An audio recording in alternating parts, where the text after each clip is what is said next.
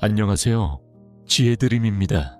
사람을 보고도 잘 알 수는 없지만 어떤 사람은 딱 모습을 보자마자 은은한 품위, 묵직한 기품, 자연스러운 귀티가 저절로 느껴질 때가 있습니다. 그런 사람들을 보면은 우리는 이렇게 말합니다. 참 고급스럽다. 자태가 다르다. 품위가 흐른다. 이 품위는 타고난 얼굴이나 비싼 옷에서 나오는 것이 아니라 그 사람의 태도, 몸의 움직임, 말의 방식, 감정의 구조, 오랜 시간 쌓인 인격에서 자연스럽게 만들어집니다. 품이 있는 사람들의 첫 번째 특징은 움직임이 조용하다는 것입니다. 불필요한 손짓이 없고 허둥대지 않고 걸음 하나에도 침착함이 있습니다. 이런 조용한 움직임은 내가 나를 믿는 사람이라는 무언의 메시지를 줍니다. 사람은 안정적인 사람에게 본능적으로 끌립니다. 두 번째는 바른 자세에서 흐르는 단정함입니다. 품이 있는 사람들은 어깨가 뒤로 열려 있고 고개가 숙이지 않고 몸을 곧게 세운 채 천천히 움직입니다. 자세가 단정한 사람을 보면 그 사람의 마음가짐도 단단할 것 같다는 인상이 자연스럽게 생깁니다. 자세 하나가 태도의 절반을 만든다는 말은 오래된 지혜입니다. 세 번째는 말의 속도입니다. 고급스러운 사람들은 말이 빠르지 않습니다. 말과 말 사이에 숨을 고르는 여백이 있고 상대의 말을 끊지 않고 흘려듣지 않습니다. 말을 천천히 한다는 것은 내 말에 책임이 있고 내 감정을 조절하고 있고 내 마음에 여유가 있다는 가장 확실한 증거입니다. 말의 속도는 그 사람의 마음의 속도입니다. 급한 사람에게는 급한 기운이 흐르고 여유 있는 사람에게는 품위가 흐릅니다. 네 번째는 감정의 파도가 잔잔하다는 것입니다. 기품 있는 사람들은 작은 일에도 요란하게 반응하지 않습니다. 감정을 억누르는 것이 아니라 감정이 지나갈 시간을 스스로에게 줍니다. 심리학에서는 감정을 바로 터뜨리지 않는 힘을 정서적 절제라 부릅니다. 이 절제가 있는 사람은 말투가 부드러워지고 표정이 안정되고 사람들에게 믿음을 줍니다. 결국 품위는 감정의 안정에서 나옵니다. 다섯 번째는 과시하지 않는 외모와 태도입니다. 겉모습을 과하게 꾸미지 않고 자연스러운 단정함을 유지하며 과시보다는 절제된 선택을 합니다. 고급스러움은 반짝이는 장식에서 나오지 않고 티 나지 않게 잘 정돈된 미니멀한 선택에서 나옵니다. 있는 사람처럼 보이려는 태도가 아니라 이미 충분하다는 태도에서 진짜 귀티가 흐릅니다. 여섯 번째는 상대를 불편하게 하지 않는 인격입니다. 품위 있는 사람들은 자신을 낮추지 않지만 상대를 깎아내리지도 않습니다. 말투는 조용하고 말은 짧고 분명하고 상대의 마음을 먼저 살피고 예의를 잃지 않습니다. 사람들은 자신을 편안하게 해주는 사람에게 자연스럽게 끌립니다. 품위의 본질은 상대가 편안해지는 분위기입니다. 이 5가지와 6가지 요소는 오랜 시간 차곡차곡 쌓인 태도와 습관이며 누구나 의식적으로 만들 수 있습니다. 그리고 이 태도들이 합쳐질 때 사람들은 그것을 품위, 귀티, 기품, 명품 애티튜드라고 부르게 됩니다. 타고나는 것이 아니라 만들어지는 것입니다. 그리고 당신도 만들 수 있습니다. 품위는 겉으로 보이는 태도가 아니라 내면이 정리된 사람에게서 자연스럽게 흘러나옵니다. 사람은 말보다 그 사람의 에너지, 그 사람의 기운, 그 사람의 마음, 씀씀을 더 먼저 느낍니다. 그래서 귀티가 있는 사람들은 자신을 가꾸기보다 자신을 다스리는데 더 많은 시간을 씁니다. 첫 번째 내면의 힘은 삶의 속도를 조절하는 능력입니다. 기품 있는 사람들은 대화를 할 때도 걸을 때도 결정을 내릴 때도 속도가 일정합니다. 급하지 않고 느리지도 않고 흔들리지 않는 리듬이 있습니다. 이 일정한 속도는 사람에게 큰 안정감을 줍니다. 사람은 속도가 일정한 사람에게 신뢰를 느낍니다. 두 번째 내면의 힘은 분별력입니다.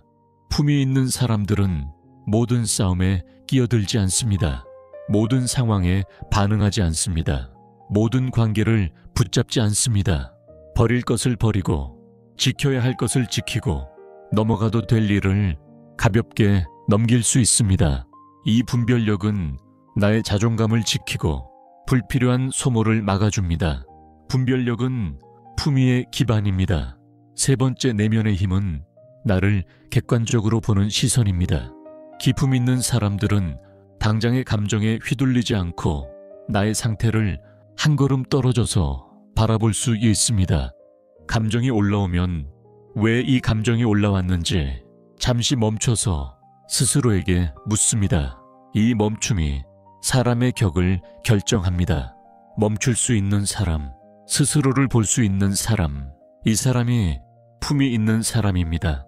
네 번째 내면의 힘은 감정의 정리입니다. 품이 있는 사람들은 남이 함부로 다룰 수 없는 단단한 감정의 공간을 가지고 있습니다. 화를 조용히 가라앉히고 서운함을 스스로 풀어내고 상처를 자기 안에서 정리합니다. 감정을 남에게 떠넘기지 않고 남의 감정도 조용히 받아낼 수 있습니다. 감정이 정리된 사람은 말투가 고요하고 표정이 안정되고 몸의 움직임까지 단정해집니다. 이 고요함이 귀티의 핵심입니다. 다섯 번째 내면의 힘은 자기 관리입니다. 자기 관리는 몸을 꾸미는 일이 아니라 몸과 마음을 존중하는 태도입니다. 정리된 옷차림, 정돈된 헤어, 과하지 않은 양, 깔끔한 자세, 단정한 표정, 이 모든 것은 내가 나를 어떻게 대하는지를 그대로 보여줍니다. 자기를 소중히 대하는 사람은 타인의 마음도 섬세하게 다룹니다. 그래서 사람들은 그런 사람에게 자연스레 끌립니다. 여섯 번째 내면의 힘은 말의 품격입니다. 고급스러운 사람들은 자신을 과시하지 않습니다. 나를 드러내기 위해 말을 사용하지 않습니다. 상대를 평가하기 위해 말을 사용하지 않습니다. 말은 짧고 말투는 단정하고 전달은 부드럽습니다. 말이 단정한 사람은 마음도 단정합니다. 이 단정함이 귀티가 됩니다. 일곱 번째 내면의 힘은 관계의 거리 조절입니다. 품위 있는 사람들은 모든 사람에게 열려 있지 않습니다. 무례한 사람, 예의를 잃은 사람, 인격이 성숙하지 않은 사람에게 자신의 마음을 주지 않습니다. 거리 두기는 무시가 아니라 자기 보호입니다. 품위는 자신을 지키는 것에서 시작됩니다. 이 모든 내면의 힘들은 하루아침에 만들어지지 않지만 하나씩 실천하면 누구나 만들 수 있는 힘입니다. 품위와 귀티는 특별한 사람만 갖는 것이 아니라 자신을 존중하는 사람에게 자연스럽게 생기는 태도입니다. 이제는 품위와 귀티를 일상에서 어떻게 만들 수 있는지 실천할 수 있는 방법을 차분히 안내해 드릴게요. 첫 번째 실천은 하루에 몇 번 자세를 바로 잡는 것입니다. 앉아 있을 때, 서 있을 때, 걷고 있을 때 척추를 세우고 어깨를 내리고 턱을 당기면은 마음도 신기하게 같이 세워집니다. 자세가 단정해지면 생각도 단정해지고 표정도 부드러워지고 말투까지 달라집니다. 두 번째 실천은 말의 속도를 줄이는 것입니다. 답을 바로 하지 않고 숨을 한번 고르고 천천히 말해보세요. 이것만으로도 당신의 품위는 눈에 띄게 달라집니다. 사람은 천천히 말하는 사람에게 본능적으로 끌립니다. 세 번째 실천은 감정을 바로 반응하지 않는 것입니다. 감정이 올라올 때 바로 표현하는 대신 조용히 멈추고 왜 이런 감정이 생겼는지 마음속에서 정리하는 시간을 잠깐 가져보세요. 감정을 즉시 반응하지 않으면 사람들은 당신을 깊이 있는 사람이라고 느끼게 됩니다. 네 번째 실천은 과시를 줄이는 것입니다. 과한 장식, 큰 목소리, 불필요한 설명, 큰 제스처는 품위를 흐립니다. 단정함, 절제, 조용한 자신감은 당신을 더 고급스럽게 보이게 합니다. 5번째 실천은 예의를 잃지 않는 것입니다. 예의는 형식이 아니라 인격입니다. 예의 있는 사람은 모두에게 편안함을 주고 그 편안함이 품위로 이어집니다. 예의는 귀티의 가장 깊은 뿌리입니다. 이제 당신을 바라보는 시선도, 당신이 스스로를 바라보는 시선도 달라지기 시작할 겁니다. 품위는 결국 태도이고 태도는 당신이 선택할 수 있는 것입니다. 오늘부터 커다란 변화가 아니라 아주 작은 정리 하나, 아주 작은 멈춤 하나, 아주 작은 여유 하나가 당신의 품위를 만들어 줄 것입니다. 당신에게는 그 힘이 있습니다. 또 당신은 이미 아름답게 살아내셨습니다. 당신의 하루에 고유한 품위가 깃들어 깊어지는 사람이 되시길 진심으로 바랍니다. 또 오세요. 당신에게 힘이 되는 지혜를 제가 편안하게 읽어드릴게요. 감사합니다. 지혜드림이었습니다.